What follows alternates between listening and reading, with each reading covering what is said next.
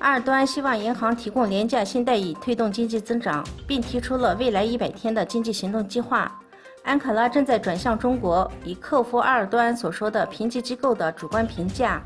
新的经济行动要求土耳其发行人民币债券，并从中国借款，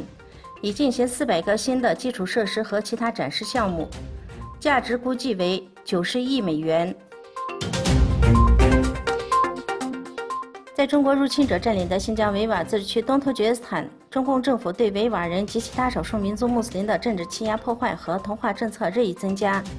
当地政府正在强迫维吾尔人必须将习近平画像挂在家中客厅的墙壁上，要求每天对着画像唱红歌、宣誓、感恩等。若有不执行者，就以思想有问题被关押在政治教育培训中心进行洗脑教育。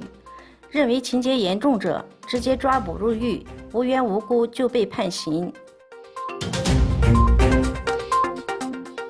哈萨克斯坦阿克陶8月12日报道，哈萨克斯坦、俄罗斯、阿塞拜疆、土库曼斯坦、伊朗等5个里海沿岸国家总统12日在哈萨克斯坦西部城市阿克陶签署了关于里海法律地位的公约，为里海沿岸5国今后分割里海海底石油和天然气资源以及在各个领域加强合作奠定了法律基础。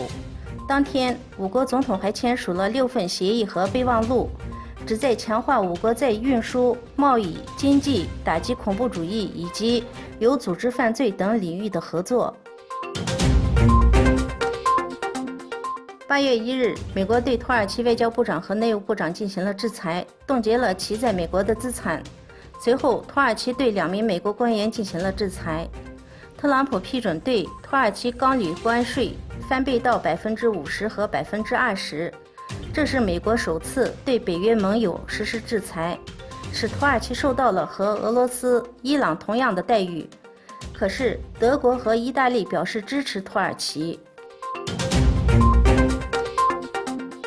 2018年加沙地带被以色列占领并对西岸的封锁开始，有37名巴勒斯坦儿童被杀害。